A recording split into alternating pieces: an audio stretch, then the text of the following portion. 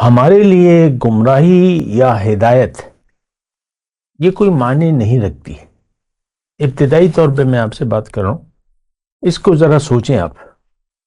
ہدایت یا گمراہی یہ ہمارے لیے کوئی معنی نہیں رکھتی. کبھی ہم نے نہیں سوچا کہ ہم ہدایت پر ہیں یا گمراہی پر ہیں.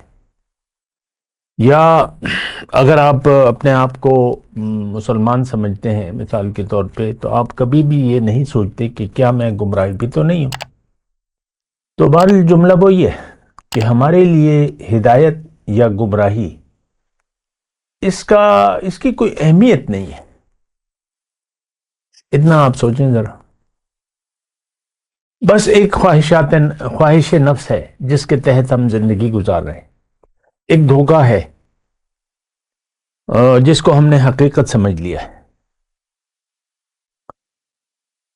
ایک امتحان ہے جسے ہم امتحان نہیں سمجھتے.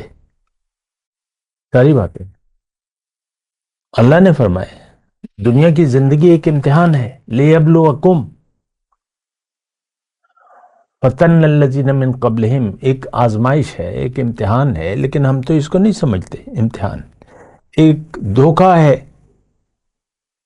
نظر کا دھوکہ ہے جسے ہم حقیقت سمجھتے ہیں، دھوکہ نہیں سمجھتے. متاع الغرور اللہ تعالیٰ نے فرمایا ہے. تو اچھا، پھر ہدایت ہے. یہ دونوں چیزیں میں بار بار کہہ رہا ہوں، اس بات پہ آپ سوچیں ذرا. ہمارے لیے ہدایت یا گمراہی، یہ دونوں الفاظ ہمارے لیے غیر اہم ہیں.